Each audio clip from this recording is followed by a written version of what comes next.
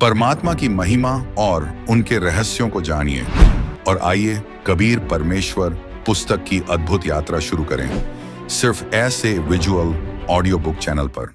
पवित्र ईसाई तथा मुसलमान धर्मों के अनुयायियों को कर्माधार से लाभ हानि करने वाले भी यानी ब्रह्मा, विष्णु तथा शिव तीन ही देवता, हजरत आदम तथा उसकी पत्नी हव्वा तथा अन्य प्राणियों व सर्व ब्रह्मांडों की उत्पत्ति करके कुरान व बाइबल बोलने वाले प्रभु को सौंप गया।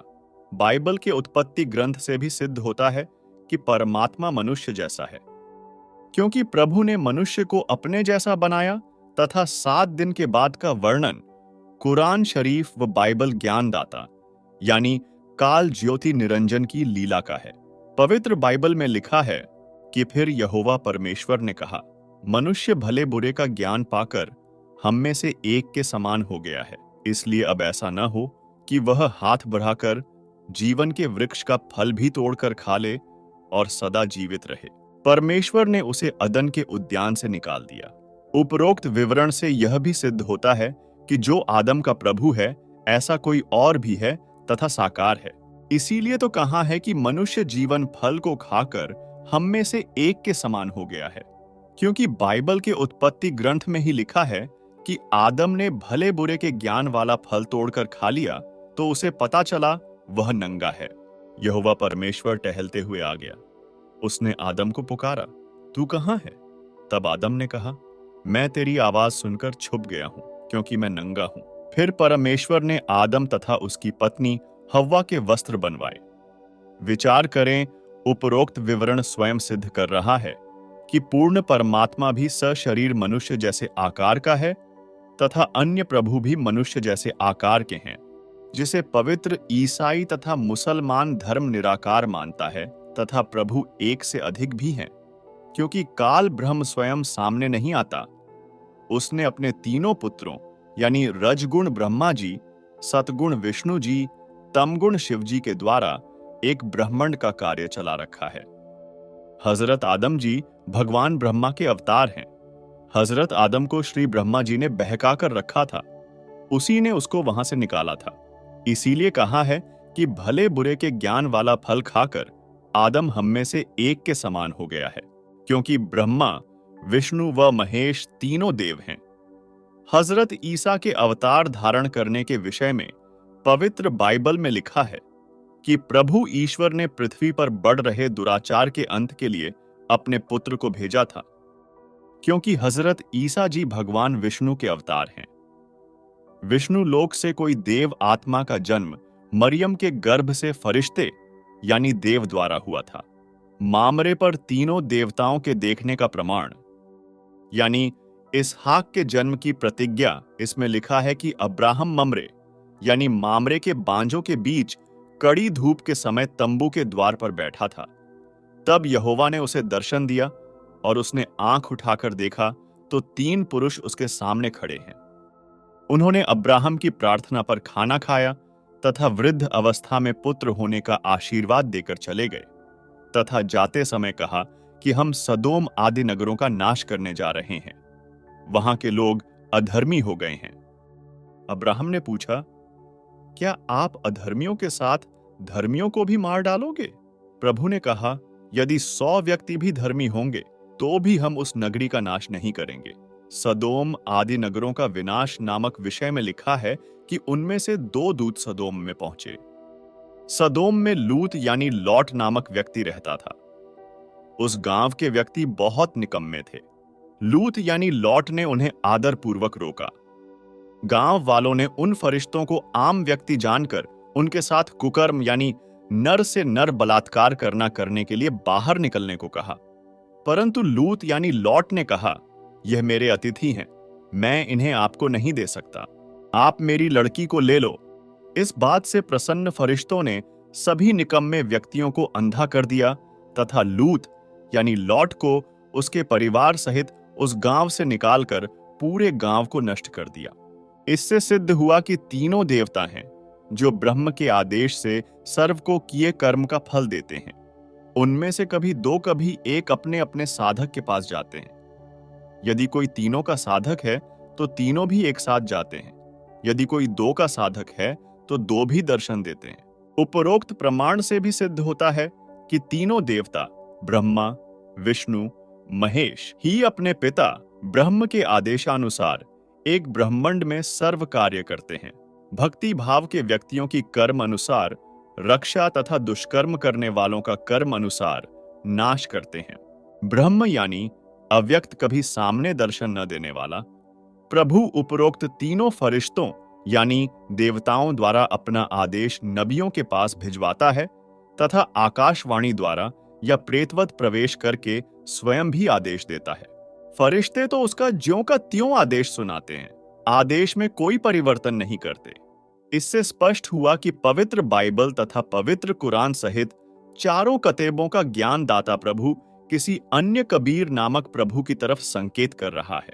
विशेष कुरान शरीफ यानी मजीद शूर बकरह 2:87 आयत 21 से 33 तक उस पूर्ण परमात्मा की महिमा के विषय में वर्णन है तथा आयत 34 से अंत तक अपनी महिमा बताई है तथा अपने ज्ञान अनुसार पूजा विधि बताई है।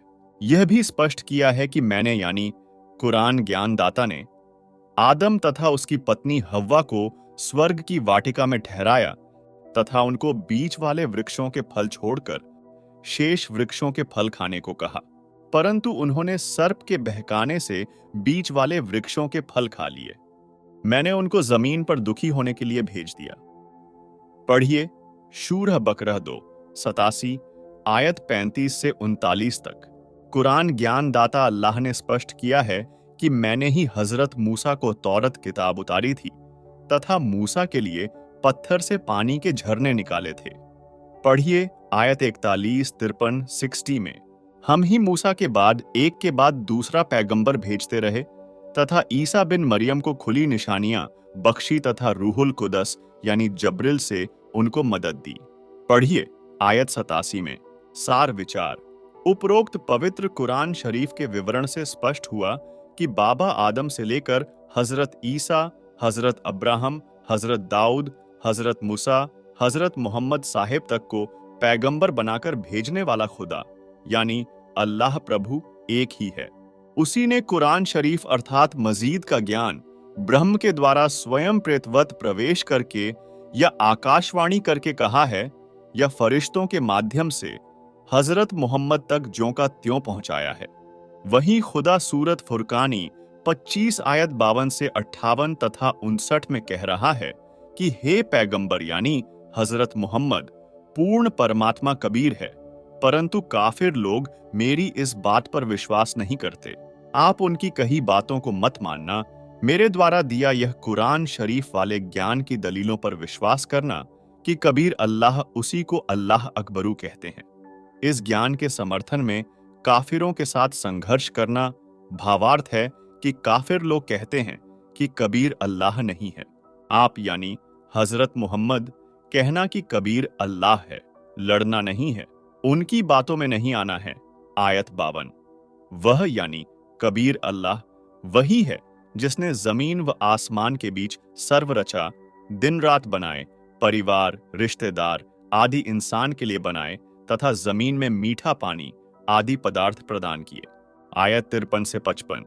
हे पैगंबर यानी हजरत मोहम्मद, मैंने जो कुरान की आयतों द्वारा ज्ञान दिया है उसमें जो कबीर है वह पूर्ण परमात्मा है, उस पर विश्वास रखना। काफिर लोग उस कबीर को परमात्मा यानी अल्लाह नहीं मानते। उनकी बातें मत मानना, उनके साथ ज्ञान का संघर्ष करना लड़ना नहीं, परंतु उनकी बातों को स्वीकार नहीं करना। आयत 52। वह कबीर परमात्मा वही है जिसने सर्व सृष्टि की रचना की है, जिसने परिवार के जन उत्पन्न किए, नाते रिश्ते बनाए, सर्व का पालन करता है। आयत 53 से 55। हमने तुम्हें खुशखबरी सुनाने यानी सिर्फ अजाब से डराने के लिए भेजा है। आयत 56। और ए पैगंबर, उस जिंदा पर भरोसा रखो जो कभी मरने वाला नहीं है, क्योंकि पूर्ण परमात्मा यानी अल्लाह कबीर एक जिंदा महात्मा की वेशभूषा में हजरत मोहम्मद जी को मिला था तथा सतलोक आदि को दिखाया था, परंतु हजरत मोहम्मद जी ने पूर्ण परमात्मा की बात पर विश्वास नहीं किया था। उसी का वर्णन है। तारीफ के साथ उसकी पाकी बयान करते रहो, और वह कबीर अल्लाह अपने बंदों के गुनाहों से खबरदार है तथा वही ईवादही खबीरा कबीरा, यानी कबीर परमात्मा अर्थात अल्लाहु अकबर पूजा के योग्य है। 58 वह कबीर अल्लाह वही है जिसने 6 दिन में सर्व ब्रह्मांडों को रचा तथा 7वें दिन तख्त पर विराजा। वास्तव में वह अल्लाह कबीर रहमान यानी क्षमाशील है। उसके विषय में मैं यानी कुरान शरीफ मजीद का ज्ञान दाता नहीं जानता। उसकी खबर अर्थात पूर्ण ज्ञान व भक्ति की विधि किसी बाखबर यानी तत्वदर्शी संत से पूछो। आयत 59 उपरोक्त विवरण से यह भी सिद्ध हुआ कि प्रभु एक नहीं अनेक हैं तथा तीनों देवता यानी श्री ब्रह्मा जी, श्री विष्णु तथा श्री शिव जी ही तीनों लोकों के प्राणियों को संस्कारवश लाभ व हानि तथा उत्पत्ति, स्थिति तथा संहार के कारण है, तथा ब्रह्म यानी काल सर्व को धोखा देकर रखता है। पूर्ण परमात्मा कबीर ही सर्व सुखदायक, सर्व के पूजा के योग्य तथा पूर्ण मोक्षदायक है। पूज्य कबीर परमेश्वर बता रहे हैं कि मैंने उस मुल्ला जी से कहा कि जिस बाखबर यानी तत्वदृष्टा संत के लिए आपका अल्लाह संकेत कर रहा है, उस तत्वदृष्टा संत द्वारा दिया ज्ञान ही पूर्ण मोक्षदायक है। वह वास्तविक भक्ति मार्ग न तो हजरत मोहम्मद जी को प्राप्त हुआ, न आप मुल्ला, काजियों व पीरों को। इसलिए आज तक जो भी साधना आप कर रहे हो वह अधूरी है, केवल ब्रह्म यानी काल ज्योति निरंजन का फैलाया भ्रम जाल है।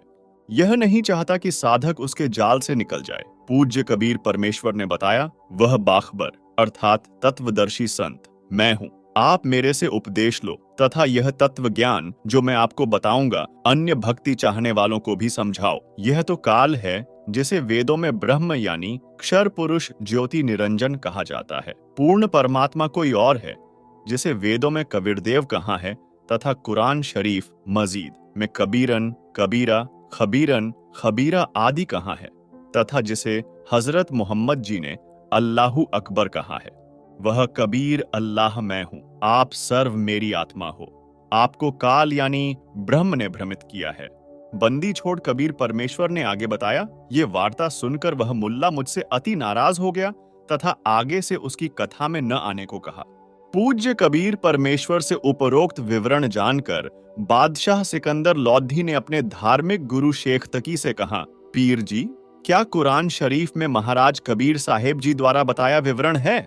शेख तकी ने कुरान शरीफ में सूरत फुरकानी 25 आयत 52 से 59 को ध्यान से पढ़ा तथा सत्य को जाना, परंतु मानवश कह दिया कि कबीर जी तो झूठा है।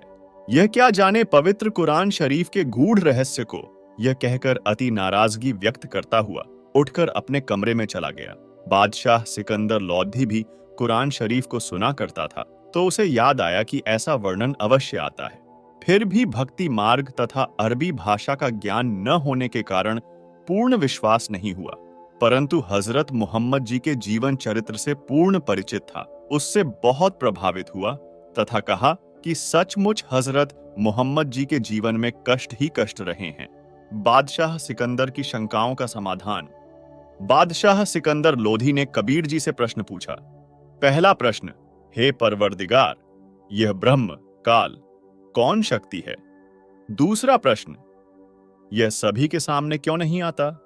परमेश्वर कबीर साहेब जी ने पहले व दूसरे प्रश्न के उत्तर में सिकंदर लोधी बादशाह को सृष्टि रचना सुनाई, जो आप इसी पुस्तक के पेज नंबर 250 से 269 पर सुन सकते हैं। तीसरा प्रश्न, क्या बाबा आदम जैसे महापुरुष भी इसी के जाल में फंसे थे? तीसरे प्रश्न के उत्तर में बताया कि पवित्र बाइबल में उत्पत्ति विषय में लिखा है कि पूर्ण परमात्मा मनुष्यों तथा अन्य प्राणियों की रचना 6 दिन में करके तख्त अर्थात सिंहासन पर चला गया। उसके बाद इस लोक की बागडोर ब्रह्म ने संभाल ली। इसने कसम खाई है कि मैं सबके सामने कभी नहीं आऊंगा, इसलिए सभी कार्य अपने तीनों पुत्रों यानी ब्रह्मा, विष्णु तथा शिव के द्वारा करवाता रहता है, या स्वयं किसी के शरीर में प्रवेश करके प्रेत की तरह बोलता है या आकाशवाणी करके आदेश देता है। प्रेत, पितर तथा अन्य देवों यानी फरिश्तों की आत्माएं भी किसी के शरीर में प्रवेश करके अपना आदेश करती हैं। परंतु श्रद्धालुओं को पता नहीं चलता कि यह कौन शक्ति बोल रही है। पूर्ण परमात्मा ने मांस खाने का आदेश नहीं दिया। पवित्र बाइबल उत्पत्ति विषय में सर्व प्राणियों के खाने के विषय में पूर्ण परमात्मा का प्रथम तथा अंतिम आदेश है कि मनुष्यों के लिए फलदार वृक्ष तथा बीजदार पौधे दिए हैं जो तुम्हारे खाने के लिए हैं, तथा अन्य प्राणियों को जिनमें जीवन के प्राण हैं उनके लिए छोटे छोटे पेड़ अर्थात घास, झाड़ियां तथा बिना फल वाले पेड़ आदि खाने को दिए हैं। इसके बाद पूर्ण प्रभु का आदेश न पवित्र बाइबल में है तथा न किसी कतेब यानी तौरत, इंजिल, जब्बुर तथा कुरान शरीफ में है। इन कतेबों में ब्रह्म तथा उसके फरिश्तों तथा पितरों व प्रेतों का मिला जुला आदेश रूप ज्ञान है। बादशाह सिकंदर लोधी ने चौथे प्रश्न में पूछा, क्या बाबा आदम से पहले भी सृष्टि थी? सूर्यवंश में राजा नाभिराज हुआ, उसका पुत्र राजा ऋषभदेव हुआ, जो जैन धर्म का प्रवर्तक तथा प्रथम तीर्थकर माना जाता है। वही ऋषभदेव ही बाबा आदम हुआ। यह विवरण जैन धर्म की पुस्तक आओ जैन धर्म को जाने के पेज नंबर 154 पर लिखा है। इससे स्पष्ट है कि बाबा आदम से भी पूर्व सृष्टि थी। पृथ्वी का अधिक क्षेत्र निर्जन था। एक दूसरे क्षेत्र के व्यक्ति भी आपस में नहीं जानते थे कि कौन कहां रहता है। ऐसे स्थान पर ब्रह्म ने फिर से मनुष्य आदि की सृष्टि की। हजरत आदम तथा हव्वा की उत्पत्ति ऐसे स्थान पर की जो अन्य व्यक्तियों से कटा हुआ था। काल के पुत्र ब्रह्मा के लोक से यह पुण्यात्मा यानी बाबा आदम अपना कर्म संस्कार भोगने आया था। फिर शास्त्र अनुकूल साधना न मिलने के कारण पितर योनि को प्राप्त होकर पितर लोक में चला गया। बाबा आदम से पूर्व फरिश्ते थे। पवित्र बाइबल ग्रंथ में लिखा है। प्रश्न, यदि अल्लाह का आदेश मनुष्यों को मांस न खाने का है तो बाइबल तथा कुरान शरीफ में कैसे लिखा गया? उत्तर, पवित्र बाइबल में उत्पत्ति विषय में लिखा है कि पूर्ण परमात्मा ने 6 दिन में सृष्टि रचकर 7वें दिन विश्राम किया। उसके बाद बाबा आदम तथा अन्य नबियों को अव्यक्त अल्लाह यानी काल के फरिश्ते तथा पितर आदि ने अपने आदेश दिए हैं, जो बाद में कुरान शरीफ तथा बाइबल में लिखे गए हैं। प्रश्न नंबर 6, अव्यक्त प्रभु काल ने यह सर्व वास्तविक ज्ञान छुपाया है तो पूर्ण परमात्मा का संकेत किस लिए किया? उत्तर, ज्योति निरंजन यानी अव्यक्त माना जाने वाला प्रभु पूर्ण परमात्मा के डर से यह नहीं छुपा सकता कि पूर्ण परमात्मा कोई अन्य है। यह पूर्ण प्रभु की वास्तविक पूजा की विधि से अपरिचित है, इसलिए यह केवल अपनी साधना का ज्ञान ही प्रदान करता है तथा महिमा गाता है पूर्ण प्रभु की भी। सिकंदर ने सोचा कि ऐसे भगवान को दिल्ली में ले चलता हूँ और हो सकता है वहां के व्यक्ति भी इस परमात्मा के चरणों में आकर एक हो जाएं। ये हिंदू और मुसलमान का झगड़ा समाप्त हो जाए। कबीर साहेब के विचार कोई सुनेगा तो उसका भी उद्धार होगा। दिल्ली के बादशाह सिकंदर लोधी ने प्रार्थना की कि हे सद्गुरुदेव, एक बार हमारे साथ दिल्ली चलने की कृपा करो। कबीर साहेब ने सिकंदर लोधी से कहा कि पहले आप मेरे से उपदेश लो, फिर आपके साथ चल सकता हूँ। ऐसे नहीं जाऊंगा। सिकंदर ने कहा कि दाता जैसे आप कहोगे वैसे ही करूंगा। कबीर साहेब ने कहा कि एक तो हिंदू से मुसलमान नहीं बनाएगा।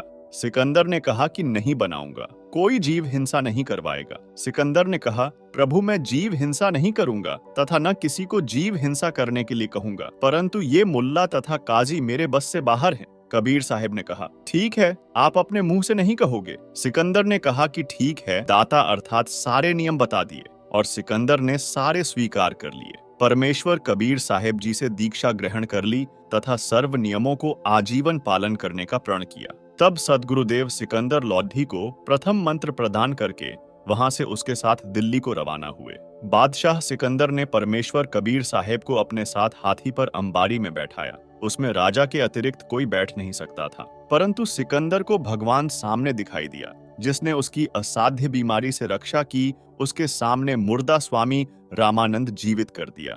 जब सिकंदर लोधी के धार्मिक गुरु शेख तकी को पता चला कि राजा स्वस्थ हो गया और इसके सामने कबीर परमेश्वर ने स्वामी रामानंद जी का कटा शीश जोड़कर जीवित कर दिया, उसने सोचा कि अब मेरे नंबर कटेंगे, अर्थात मेरी महिमा कम हो जाएगी और मेरी कमाई तथा प्रभुता गई। शेख तकी को साहेब कबीर से ईर्ष्या हो गई। वह विचार करने लगा कि किसी प्रकार इसको नीचा दिखा दूं और सिकंदर के हृदय से यह उतर जाए और मेरी प्रभुता बनी रह जाए। सभी वहां से दिल्ली के लिए चल पड़े। रास्ते में रात्रि में एक दरिया पर रुक गए। सोचा कि रात्रि में विश्राम करेंगे। सुबह चलने का इरादा करके वहां पर पड़ाव लगा दिया। मृत लड़के कमाल को जीवित करना। शेख तकी महाराजा सिकंदर से मुख चढ़ाए फिर रहा था। सिकंदर ने पूछा कि क्या बात है पीर जी। शेख तकी ने कहा कि क्या तुझे बात नहीं मालूम। सिकंदर ने पूछा कि क्या बात है। शेख तकी ने कहा कि इस कबीर काफिर को साथ किस लिए रखा है। सिकंदर ने कहा कि ये तो भगवान यानी अल्लाह है। शेख तकी ने कहा कि अच्छा, अल्लाह अब आकार में आने लग गया। अल्लाह कैसे है? सिकंदर ने कहा कि पहले तो अल्लाह ऐसे कि मेरा रोग ऐसा था कि किसी से भी ठीक नहीं हो पा रहा था। इस कबीर प्रभु ने हाथ ही लगाया था, मैं स्वस्थ हो गया। शेख तकी ने कहा कि ये जादूगर होते हैं। सिकंदर ने फिर कहा, दूसरा भगवान ऐसे है कि मैंने उनके गुरुदेव का सिर काट दिया था और उन्होंने उसे मेरी आंखों के सामने तुरंत जीवित कर दिया। शेख तकी ने कहा कि अगर यह कबीर अल्लाह है तो मैं इसकी परीक्षा लूंगा। यदि कबीर जी मेरे सामने कोई मुर्दा जीवित करे तो इसे अल्लाह मान लूंगा, नहीं तो दिल्ली जाकर मैं पूरे मुसलमान समाज को कह दूंगा कि यह राजा हिंदू हो गया है। सिकंदर लौट ही डर गया कि कहीं ऐसा न हो कि यह जाते ही राज पलट दे। राज को देने वाला पास बैठा है और उस मूर्ख से डर लगता है। राजा ने शेख तकी से कहा कि आप कैसे प्रसन्न होंगे। शेख तकी ने कहा कि मैं तब प्रसन्न होऊंगा जब मेरे सामने यह कबीर कोई मुर्दा जीवित कर दे। साहेब से प्रार्थना हुई तो कबीर साहेब ने कहा कि ठीक है। कबीर साहेब ने सोचा कि यह अनाड़ी आत्मा शेख तकी है। अगर यह मेरी बात मान गया तो आधे से ज्यादा मुसलमान इसकी बात स्वीकार करते हैं, क्योंकि यह दिल्ली के बादशाह का पीर है। और अगर यह सही ढंग से मुसलमानों को बता देगा, क्योंकि बेचारी भोली आत्माएं इन गुरुओं पर आधारित होती हैं, इसीलिए कहा कि ठीक है, शेख तकी ढूंढ ले कोई मुर्दा। सुबह एक 10-12 वर्ष की आयु के लड़के का शव पानी में तैरता हुआ आ रहा था। शेख तकी ने कहा कि वह आ रहा है मुर्दा, इसे जिंदा कर दो। कबीर साहेब ने कहा, पहले आप प्रयत्न करो, कहीं फिर पीछे नंबर बनाओ। उपस्थित मंत्रियों तथा सैनिकों ने कहा कि पीर जी आप कोशिश करके देख लो। शेख तकी जंत्र मंत्र करता रहा। इतने में वह मुर्दा 3 फरलांग आगे चला गया।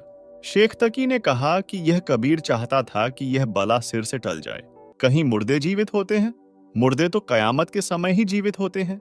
कबीर साहेब बोले, महात्मा जी आप बैठ जाओ, शांति करो। कबीर साहेब ने उस मुर्दे को हाथ से वापस आने का संकेत किया। 12 वर्षीय बच्चे का मृत शरीर दरिया के पानी के बहाव के विपरीत चलकर कबीर जी के सामने आकर रुक गया। पानी की लहर नीचे नीचे जा रही और शव ऊपर रुका था।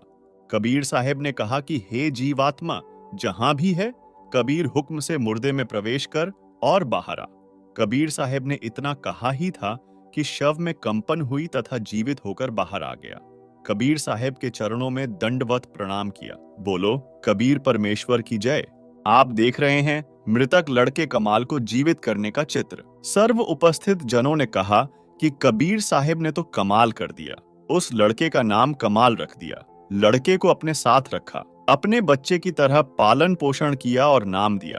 उसके बाद दिल्ली में आ गए। सभी को पता चला कि यह लड़का जो इनके साथ है, यह परमेश्वर कबीर साहेब ने जीवित किया है। दूर तक बात फैल गई। शेख तकी की तो मां सी मर गई। सोचा यह कबीर अच्छा दुश्मन हुआ, इसकी तो और ज्यादा महिमा हो गई। शेख तकी की ईर्ष्या बढ़ती ही चली गई। उसकी 13 वर्षीय लड़की को मृत्यु पश्चात कब्र में जमीन में दबा रखा था। शेख तकी ने कहा, यदि कबीर मेरी लड़की को जो कब्र में दफना रखी है, अगर उसको जीवित करेगा तो मैं इसे अल्लाह मान लूंगा। शेख तकी द्वारा कबीर जी की अन्य परीक्षाएं, कमाली के पहले के जन्मों की जानकारी, पूर्ण मुक्ति पूर्ण संत बिना असंभव, सतयुग में कमाली वाला जीव विद्याधर पंडित की पत्नी दीपिका थी। फिर त्रेता युग में ऋषि वेदविज्ञ यानी जो विद्याधर वाली ही आत्मा थी की पत्नी सूर्या थी। सत्य युग तथा त्रेता में परमात्मा कबीर जी बालक रूप में इन्हीं को प्राप्त हुए थे। तत्पश्चात अन्य जीवन धारण किए तथा कल युग में मुसलमान धर्म में राबिया लड़की का जन्म, फिर बंसुरी नामक लड़की का जन्म, उसके पश्चात एक जीवन वैश्या का, फिर कमाली नामक लड़की का जीवन प्राप्त हुआ। राबिया के प्रमाण में साखियां गरीबदास साहेब रचित ग्रंथ साहेब में पारक के अंग से वाणी, गरीब सुल्तानी मक्के गए, मक्का नहीं मुकाम, गया रांड के लेन कू, कहे अधम सुल्तान, गरीब राबिया परसी रब स्यों, मक्के की असवार, 3 मंजिल मक्का गया, बीबी के दीदार, गरीब फिर राबिया बंसरी बनी, मक्के चढ़ाया शीश, पूर्वले संस्कार कुछ, धन्य सतगुरु जगदीश। गरीब बंसरी से वेश्वा बनी, शब्द सुनाया राग, बहुरी कमाली पुत्री, जुग जुग त्याग बैराग। प्रमाण के लिए गरीबदास साहेब रचित ग्रंथ साहिब में अचला के अंग से वाणी। गरीब राबी को सदगुरु मिले, दीना अपना तेज, ब्याही एक साहब से, बीबी चढ़ी न सेज। गरीब राबी मक्के को चली, धरिया अलह का ध्यान, कुत्ती एक प्यासी खड़ी, छूटे जात हैं प्राण। गरीब केश उपारे शीश के, बाटी रस्सी बीन, जाकए वस्त्र बांधी करी, जल काढ़्या प्रवीण। गरीब सुन्नही कूं पानी पिया, उतरी अरस आवाज, 3 मजल मक्का गया, बीबी तुम्हारे काज। गरीब बीबी मक्के पर छड़ी, राबी रंग अपार, 1,80,000 जहां, देखे सब संसार। गरीब राबी पटरा घाली कर, किया जहां स्नान, 1,80,000 बहे, मंगर मलिया सुल्तान। एक राबिया नाम की लड़की मुसलमान धर्म में उत्पन्न हुई। जब उसकी आयु 16 वर्ष की थी तो उसे पूर्ण परमात्मा कबीर साहिब मिले। प्रभु में बहुत प्रेम था। रोजा रखना, नमाज करना, ईद मनाना, जो परंपरागत साधना धर्म अनुसार थी, वह पूरी लगन से किया करती थी। तब कबीर साहिब ने बताया, बेटी यह साधना प्रभु पाने की नहीं है। सारी सृष्टि रचना सुनाई तथा सत भक्ति का मार्ग बताया। उस लड़की राबिया ने उपदेश ले लिया। फिर 4 वर्ष सत साधना करके समाज के दबाव से लोक लाज के कारण सतमार्ग छोड़ दिया तथा वही परंपरागत साधना पुनः शुरू कर दी। उस लड़की की आस्था प्रभु में इतनी प्रबल थी कि शादी से मना कर दिया। माता पिता रोने लग गए कि जवान लड़की को घर पर कैसे रखें। माता पिता को आवश्यकता से अधिक परेशान देखकर राबिया ने शादी की स्वीकृति दे दी। उस लड़की राबिया की शादी एक बहुत बड़े साहेब यानी अधिकारी से हुई, परंतु अपने पति से स्पष्ट कह दिया कि मैं संतान उत्पत्ति नहीं करूंगी। मैंने तो मेरे माता पिता के विशेष दबाव तथा समाज शर्म के कारण शादी की है। यदि आप मेरी बात स्वीकार नहीं करोगे तो मैं आत्महत्या कर लूंगी। ये मेरा अंतिम फैसला समझो। मैं केवल प्रभु भक्ति करके आत्म कल्याण चाहती हूँ। राबिया के पति ने सोचा, क्यों मैं इस भक्तात्मा को दुखी करूं और पाप का भागी बनूं। सोच विचार करके कहा कि राबिया, जिस प्रकार आपने समाज से डर था, ऐसे ही मेरा भी अपना एक समाज है। आपको समाज की दृष्टि में मेरी पत्नी के रूप में रहना पड़ेगा। मेरी दृष्टि में आप मेरी बहन के तुल्य होंगी। तुझे घर से बाहर नहीं जाने दूंगा। आप भजन यानी भक्ति करो, कहो तो आपके लिए 2 नौकरानी छोड़ देता हूँ। राबिया बहुत प्रसन्न हुई तथा कहा कि हे प्रभु, आपने मेरी बड़ी सुनी। उस दिन के बाद राबिया मुसलमान धर्म में प्रचलित साधना करती रही। मुसलमान धर्म में जन्म था। ईद और बकरीद, रोजे आदि श्रद्धा से करती थी। जब 50 वर्ष से ऊपर की आयु हो गई तब अपने पति से कहा कि कहते हैं कि मक्का में जाना अति आवश्यक होता है। अब न जाने प्राण कब निकल जाएं। एक बार मैं हज करना चाहती हूँ। उसके पति ने कहा कि आप जा सकती हो, कहो तो आपके लिए कोई ऊंट की व्यवस्था करवा देता हूँ।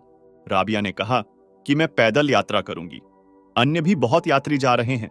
उसके पति ने कहा कि आप जा सकती हो। राबिया ने मक्के में हज के लिए प्रस्थान किया। रास्ते में देखा एक कुतिया बहुत प्यासी थी। वह कुतिया कभी राबिया के पैरों की ओर दौड़कर आ रही थी, कभी कुएं की ओर जा रही थी। राबिया समझ गई कि यह कुतिया बहुत प्यासी है। साथ में इसके छोटे छोटे बच्चे भी नजर आ रहे थे। इसको जल प्राप्त नहीं हुआ तो ये प्राण त्याग जाएगी, इसके बच्चे भी मर जाएंगे। भक्तात्मा में दया बहुत होती है। राबिया कुएं पर गई। वहां देखा न वहां बाल्टी थी और न ही कोई रस्सा था। आसपास कोई गांव भी नजर नहीं आ रहा था। राबिया ने आव देखा न ताव अपने सिर के बालों को उखाड़कर एक लंबी रस्सी बनाई। अपने ही कपड़े, क्योंकि उस समय मोटे खादी के कपड़े पहना करते थे, उतारकर रस्सी से बांधकर कुएं में जल से भिगोकर बाहर निकाले और एक मटके का टूटा हुआ आधा हिस्सा वहीं पर रखा था, उसको भर दिया। कुतिया ने बहुत शीघ्रता से पानी पिया। राबिया का सारा शरीर लहूलुहान हो गया। अपने कपड़ों से सारे शरीर को पोंछकर और उन कपड़ों को धोकर पहन लिया तथा जैसे ही चलने के लिए तैयार हुई, इतने में वह मक्का ज्यों का त्यों मकान यानी पवित्र मस्जिद वहां से उठकर राबिया के लिए उस कुएं के पास आ गया। आकाशवाणी हुई कि हे भक्तमती, तेरे लिए यह मक्का 3 मंजिल अर्थात 60 मील से उड़कर आया है। आप इसमें प्रवेश करो। राबिया ने उसमें प्रवेश किया। मक्का वहां से उठा, वायुयान की तरह उड़कर वापस यथास्थान पर आ गया। इस लीला को देखकर समाज में एक विशेष चर्चा हो गई कि भक्ति हो तो राबिया जैसी। मुसलमान समाज में मीराबाई की तरह राबिया का नाम आदर के साथ लिया जाने लगा। सभी उसका विशेष सत्कार करने लगे। कुछ समय पश्चात राबिया ने प्राण त्याग दिए।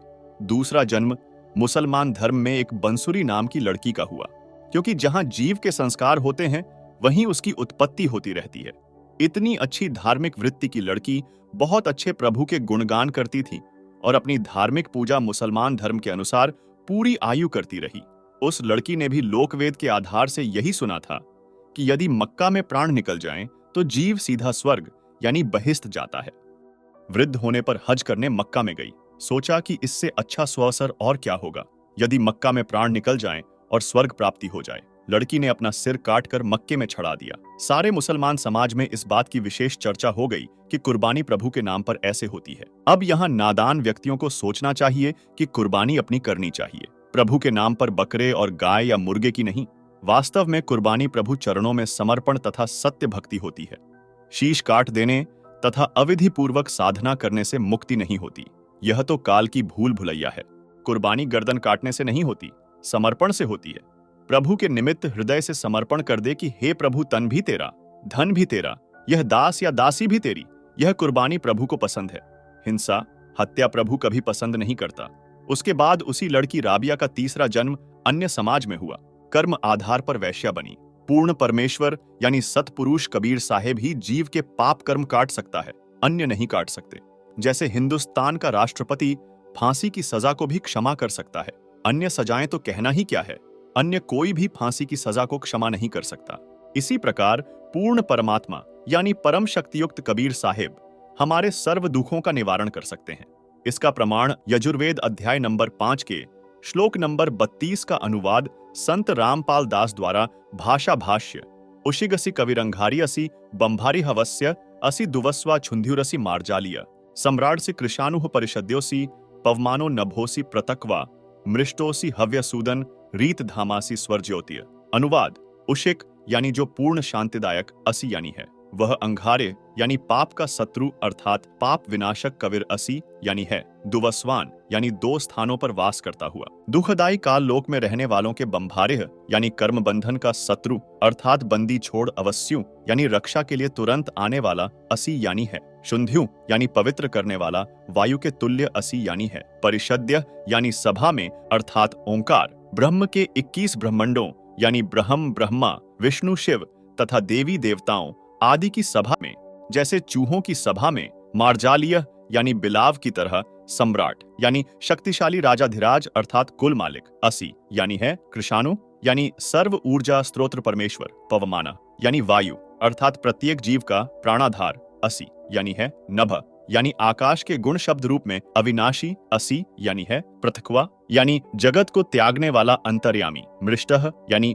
जाना माना अर्थात सर्वविदित, असी यानी है, हव्यसूदन यानी हवन में आहुति दिए घी का जैसे प्रारूप बदल जाता है अर्थात अधिक लाभदायक हो जाता है। ऐसे भक्ति से भक्त के गुण बदलने वाला, स्वज्रयोति यानी स्वयं प्रकाशित, रतधामा यानी सत्यलोक में रहने वाला, असी यानी है। भावार्थ, जो पूर्ण शांतिदायक है वह पाप नाशक परमेश्वर कबीर यानी कबीरदेव है। कर्मों के बंधन में बंधे हुओं के बंधन काटने वाला अर्थात बंदी छोड़ है। जगत को त्यागने वाला अंतर्यामी, अधियज्ञ स्वयं प्रकाशित, सत्यलोक में रहने वाला कबीर प्रभु है। शेष कथा, राबिया वाली आत्मा ने वैश्या का जीवन पूर्ण करके प्राण त्याग दिए। उसी राबिया का चौथा मानव जन्म शेख तकी पीर के यहाँ लड़की के रूप में हुआ, जो सिकंदर लोधी का धार्मिक गुरु दिल्ली में था। 12 वर्ष की आयु पूरी करके वह लड़की शरीर त्याग गई। उसको कब्र में दबा दिया गया। कबीर साहब कहते हैं कि गरीब जो जन मेरी शरण है, ताका हूं मैं दास, गैल गैल लाग्या रहूं जब लग धरणी आकाश।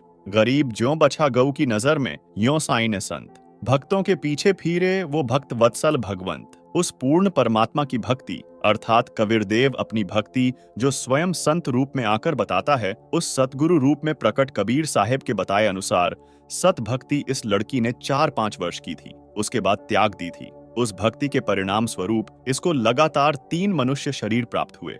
उसका आगे मनुष्य जीवन का संस्कार शेष नहीं था। अब इस आत्मा ने 84 लाख योनियों में कष्ट पर कष्ट उठाना था। कबीर प्रभु दयालु हैं, कारण बनाया उस लड़की को वहां कब्र से जीवित करके अपने चरणों में लेकर के कमाली नाम रखा और इस प्यारी बिटिया को उपदेश दिया और मुक्ति प्रदान की। इसी प्रकार हमने यह सोचना होगा कि हम जड़ों में पानी डालेंगे तो पौधा हरा भरा होगा। हम पत्ते और टहनियों की पूजा कर रहे हैं, यह गलत है।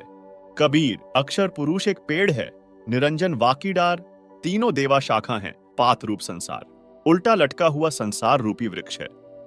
इसकी ऊपर को जड़ें परम अक्षर पुरुष सतपुरुष पूर्ण ब्रह्म है और जमीन से बाहर जो तना दिखाई देता है वह अक्षर पुरुष यानी परब्रह्म समझो। उसके बाद तने के एक मोटी डार होती है, उस डार को ज्योति निरंजन यानी ब्रह्म समझो। उस डार की फिर 3 शाखाएं ब्रह्मा विष्णु महेश समझो और फिर इनके ये टहनियां देवी देवता और पत्ते संसार समझो। ऐसा कबीर साहेब ने पूरी सृष्टि रचना को एक ही दोहे में सुना दिया। शेख तकी की मृत लड़की कमाली को जीवित करना। शेख तकी ने देखा कि यह कबीर तो किसी प्रकार भी काबू नहीं आ रहा है। तब शेख तकी ने जनता से कहा कि यह कबीर तो जादूगर है। ऐसे ही जंत्र मंत्र दिखाकर इसने बादशाह सिकंदर की बुद्धि भ्रष्ट कर रखी है। सारे मुसलमानों से कहा कि तुम मेरा साथ दो वरना बात बिगड़ जाएगी। भोले मुसलमानों ने कहा, पीर जी हम तेरे साथ हैं, जैसे तू कहेगा ऐसे ही करेंगे। शेख तकी ने कहा, इस कबीर को तब प्रभु मानेंगे जब मेरी लड़की को जीवित कर देगा जो कब्र में दबी हुई है। पूज्य कबीर साहेब से प्रार्थना हुई। कबीर साहेब ने सोचा, यह नादान आत्मा ऐसे ही मान जाए, क्योंकि ये सभी जीवात्माएं कबीर साहेब के बच्चे हैं। यह तो काल ने मजहब यानी धर्म का हमारे ऊपर कवर चढ़ा रखा है, एक दूसरे के दुश्मन बना रखे हैं। शेख तकी की लड़की का शव कब्र में दबा रखा था। शेख तकी ने कहा कि यदि मेरी लड़की को जीवित कर दे तो हम इस कबीर को अल्लाह स्वीकार कर लेंगे और सभी जगह ढिंढोरा पिटवा दूंगा कि यह कबीर जी भगवान है। कबीर साहेब ने कहा कि ठीक है। वह दिन निश्चित हुआ। कबीर साहेब ने कहा कि सभी जगह सूचना दे दो, कहीं फिर किसी को शंका न रह जाए। हजारों की संख्या में वहां पर भक्त आत्मा दर्शनार्थ एकत्रित हुई। कबीर साहेब ने कब्र खुदवाई। उसमें एक 12-13 वर्ष की लड़की का शव रखा हुआ था। कबीर साहेब ने शेख तकी से कहा कि पहले आप जीवित कर लो। सभी उपस्थित जनों ने कहा है कि महाराज जी, यदि इसके पास कोई ऐसी शक्ति होती तो अपने बच्चे को कौन मरने देता है। अपने बच्चे की जान के लिए व्यक्ति अपना तन मन धन लगा देता है। हे दीनदयाल, आप कृपा करो। पूज्य कबीर परमेश्वर ने कहा कि हे शेख तकी की लड़की जीवित हो जा। 3 बार कहा, लेकिन लड़की जीवित नहीं हुई। शेख तकी ने तो भंगड़ा पा दिया। नाचे कूदे कि देखा ना पाखंडी का पाखंड पकड़ा गया। कबीर साहेब उसको नचाना चाहते थे कि इसको नाचने दे। कबीर राज तजना सहज है, सहज त्रिया कने। मान बड़ाई ईर्ष्या दुर्लभ तजना ये। मान बड़ाई ईर्ष्या का रोग बहुत भयानक है। अपनी लड़की के जीवित न होने का दुख नहीं, कबीर साहेब की पराजय की खुशी मना रहा था। कबीर साहेब ने कहा कि बैठ जाओ महात्मा जी, शांति रखो। कबीर साहेब ने आदेश दिया कि हे जीवात्मा जहां भी है, कबीर आदेश से इस शव में प्रवेश करो और बाहर आओ। कबीर साहेब का कहना ही था कि इतने में शव में कंपन हुआ और वह लड़की जीवित होकर बाहर आई। कबीर साहेब के चरणों में दंडवत प्रणाम किया। बोलो सतगुरु देव की जय। मृतक कमाली को जीवित किया। उस लड़की ने 1.5 घंटे तक कबीर साहेब की कृपा से प्रवचन किए। कहा, हे भोली जनता, ये भगवान आए हुए हैं। पूर्ण ब्रह्म अनंत कोटि ब्रह्मांड के परमेश्वर हैं। क्या तुम इसको एक मामूली जुलाहा यानी धानक मान रहे हो? हे भूले भटके प्राणियों, ये आपके सामने स्वयं परमेश्वर आए हैं। इनके चरणों में गिरकर अपने जन्म मरण का दीर्घ रोग कटवाओ और सत्यलोक चलो, जहां पर जाने के बाद जीवात्मा जन्म मरण के चक्कर से बच जाती है। कमाली ने बताया कि इस काल के जाल से बंदी छोड़ कबीर साहेब के बिना कोई नहीं छुटवा सकता। चाहे हिंदू पद्धति से तीर्थ व्रत, गीता भागवत, रामायण, महाभारत, पुराण, उपनिषद, वेदों का पाठ करना, राम, कृष्ण, ब्रह्मा, विष्णु, शिव, शेराम वाली यानी आदि माया, आदि भवानी, प्रकृति देवी, ज्योति निरंजन की उपासना भी क्यों न करें। जीव 84 लाख प्राणियों के शरीर में कष्ट से नहीं बच सकता। और मुसलमान पद्धति से भी जीव काल के जाल से नहीं छूट सकता। जैसे रोजे रखना, ईद बकरीद मनाना, 5 वक्त नमाज करना, मक्का मदीना में जाना, मस्जिद में बंग देना आदि सर्व व्यर्थ है। कमाली ने सर्व उपस्थित जनों को संबोधित करते हुए अपने पिछले जन्मों की कथा सुनाई, जो उसे कबीर साहब की कृपा से याद हो आई थी, जो कि आप पूर्व पढ़ चुके हो। कबीर साहब ने कहा कि बेटी अपने पिता के साथ जाओ। वह लड़की बोली, मेरे वास्तविक पिता तो आप हैं, यह तो नकली पिता है। इसने तो मैं मिट्टी में दबा दी थी। मेरा और इसका हिसाब बराबर हो चुका है। सभी उपस्थित व्यक्तियों ने कहा कि कबीर परमेश्वर ने कमाल कर दिया। कबीर साहब ने लड़की का नाम कमाली रख दिया और अपनी बेटी की तरह रखा और नाम दिया। उपस्थित व्यक्तियों ने हजारों की संख्या में कबीर परमेश्वर से उपदेश ग्रहण किया। अब शेख तकी ने सोचा कि यह तो और भी बात बिगड़ गई। मेरी तो सारी प्रभुता गई। कबीर साहब को सरसों के गर्म तेल के कड़ाहे में डालना। शेख तकी ने देखा कि कबीर साहब जी की तो और अधिक महिमा हो गई। वह फिर साहब को किसी न किसी प्रकार नीचा दिखाने की योजना बनाने लगा। इतनी लीला देखकर भी शेख तकी नीच की आंखें नहीं खुली। परमात्मा सामने थे, परंतु मान बड़ाई वश स्वीकार नहीं कर रहा था। कुछ दिनों पश्चात फिर शेख तकी ने मुसलमानों को इकट्ठा किया और कहा कि यह कबीर कोई जादूगर है। हम इसकी एक और परीक्षा लेंगे। हजारों की संख्या में मुसलमान शेख तकी के साथ राजा सिकंदर के पास गए तथा कहा कि हम इस कबीर को उबलते सरसों के तेल के कड़ाहे में डालेंगे। यदि यह नहीं मरा तो हम इसको भगवान मान लेंगे। सिकंदर लौधी घबरा गया कि कहीं ये मेरे राज को न पलट दें। कबीर साहब के पास गया और प्रार्थना की कि महाराज जी, मैं आपको यहां पर लाया तो था सेवा करने के लिए, लेकिन मैंने तो आपको दुखी कर दिया दाता। कबीर साहब ने पूछा कि क्या बात है राजन। सिकंदर लौधी ने कहा कि साहेब, आप तो जानी जान हो, शेख तकी ऐसे ऐसे कह रहा है। कबीर साहब जी बोले, राजन कोई बात नहीं, इन्होंने तो मुझे खत्म करना ही है। आज नहीं तो कल करेंगे। आज ही टंटा कट जाए तो बहुत अच्छा। कबीर साहब ने कहा कि कह दे उनको कि तेल गर्म कर लेंगे। कबीर साहब जी सोचते थे कि यह नादान शेख तकी ऐसे ही मान जाए। सिकंदर लौधी ने शेख तकी से कहा कि कर लो तेल गर्म। शेख तकी ने बहुत मोटी मोटी लकड़ी लगाकर तेल के कड़ाहे को बहुत उबाल दिया और कहा, इस कबीर को उठाकर इसमें डाल दो। कबीर साहब बोले कि शेख तकी जी, यह कष्ट भी क्यों कर रहे हो, मैं स्वयं ही बैठ जाऊंगा। पूज्य कबीर साहब जी उस उबलते तेल के कड़ाहे में प्रवेश कर गए। केवल गर्दन बाहर दिखाई दे रही थी, शेष शरीर उस उबलते हुए तेल में था। कबीर साहब जी आराम से बैठे थे, जैसे ठंडे पानी में बैठे हों। शेख तकी ने कहा कि यह जंत्र मंत्र जानता है, इसने इस तेल को ठंडा कर दिया है। यह वैसे उबलता हुआ दिखाई दे रहा है। सिकंदर लौधी ने सोचा कि जांच तो करूं, कहीं सचमुच यह ठंडा हो गया हो। सिकंदर ने परीक्षण के लिए उस उबलते हुए तेल के कड़ाहे में उंगली देनी चाहिए। कबीर साहब ने कहा कि राजा, इसमें उंगली मत देना, कहीं इसके चक्कर में आकर हाथ नष्ट करवा ले। यह इतना गर्म है कि उंगली ढूंढी नहीं मिलेगी। सिकंदर ने सोचा कि जब कबीर साहब जी तेल में बैठे हैं तो तुझे क्या होगा। यह सोचकर मना करते करते उस उबलते हुए तेल के कड़ाहे में उंगली दे दी। जितनी उंगली तेल में गई थी उतनी कटकर अलग हो गई और राजा दर्द के मारे बेहोश हो गया।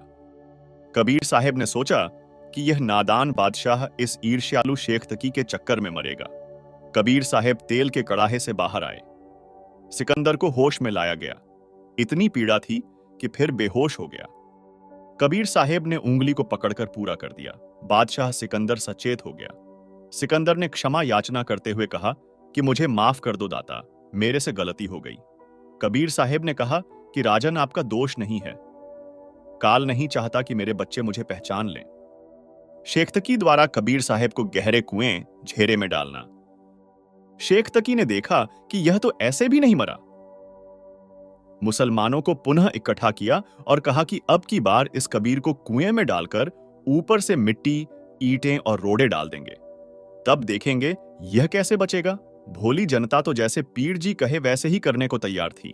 शेख तकी ने सिकंदर लौधी से कहा कि हम इसकी एक परीक्षा और लेंगे। सिकंदर ने पूछा कि क्या परीक्षा लोगे। शेख तकी ने कहा कि हम इसको झेरे कुएं में डालेंगे और फिर देखेंगे कि वहां से कैसे जीवित होगा। अब इतनी लीला देखकर भी राजा का अपने मालिक पर विश्वास नहीं बना। नहीं तो धमका देता कि जा कर ले तूने जो करना है, मैं नहीं दुखी करूं अपने भगवान को। फिर देखता उसका राज्य जाता या और मौज हो जाती। राजा ने सोचा, कहीं मेरा राज्य न चला जाए। सिकंदर लोधी राजा ने साहेब से प्रार्थना की कि यह शेख तकी तो नहीं मानता और आज ऐसे ऐसे जिद किए हुए है। पूज्य कबीर साहेब जी ने कहा, ठीक है, कर लेने दे इसको जो यह करे, मेरा भी टंटा कटे, मैं भी दुखी हो लिया। कह दे कि तूने जो करना है कर ले। शेख तकी कबीर साहेब जी को बांध जुड़कर ले गया और जाकर गहरे झेरे कुएं में डलवा दिया। वहां पर हजारों व्यक्तियों को इकट्ठा किए हुए था। बहुत गहरा अंधा कुआं जिसमें पानी गंदा और थोड़ा सा पड़ा था और ऊपर से मिट्टी, कांटेदार छड़ी, गोबर, ईंट आदि से 150 फुट ऊंचा पूरा भर दिया। फिर शेख तकी हाथ मुंह धोकर सिकंदर लोधी के पास गया तथा कहा कि राजा कर दिया तेरे शेर को समाप्त। उसके ऊपर इतनी मिट्टी डाल दी है कि अब किसी भी प्रकार बाहर नहीं आ सकता। सिकंदर लोधी ने पूछा, पीर जी आप किसकी बात कर रहे हो?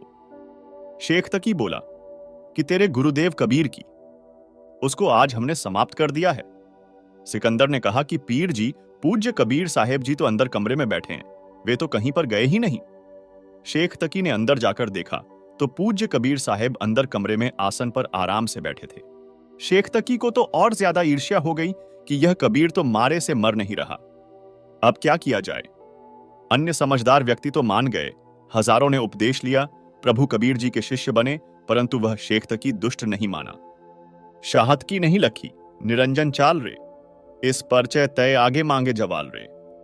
शेख तकी बंदी छोड़ कबीर परमेश्वर की महिमा को नहीं समझ पाया। उसको चाहिए था भगवान के चरणों में गिरकर क्षमा याचना करता तथा अपना आत्म कल्याण करवाता, परंतु मान बड़ाई वश होकर साहेब का दुश्मन बन गया। शेख तकी ने और भी बहुत से जुल्म किए। कबीर साहेब काशी लौट गए। शेख तकी द्वारा कबीर साहेब को गुंडों से मरवाने की निष्फल कुचेष्टा। कबीर साहेब के काशी आने के बाद शेख तकी ने सोचा कि यह कबीर तो किसी भी प्रकार नहीं मर रहा। वह कबीर साहेब को मारने के लिए रात्रि के समय कुछ गुंडों को साथ लेकर कबीर साहेब की झोपड़ी पर गया। कबीर साहेब सो रहे थे। शेख तकी ने गुंडों से कहा कि इसके टुकड़े टुकड़े कर दो। गुंडों ने तलवार से पूज्य कबीर साहेब जी के टुकड़े टुकड़े कर दिए और अपनी तरफ से मरा हुआ जानकर चल पड़े। जब वे झोपड़ी से बाहर निकले तो पीछे से कबीर साहेब ने उठकर कहा कि पीर जी, दूध पीकर जाना, ऐसे थोड़े ही जाते हैं। शेख तकी व उसके गुंडों ने सोचा कि यह भूत है, वहां से भाग गए। उन गुंडों को तो बुखार हो गया, कई दिन तक बुखार नहीं उतरा। कबीर साहेब उनके पास गए और उनको ठीक किया तथा कहा कि यह पीर तुम्हें मरवा कर छोड़ेगा, यह तुम्हें गुमराह कर रहा है। तब उन्होंने कबीर साहेब से क्षमा याचना की।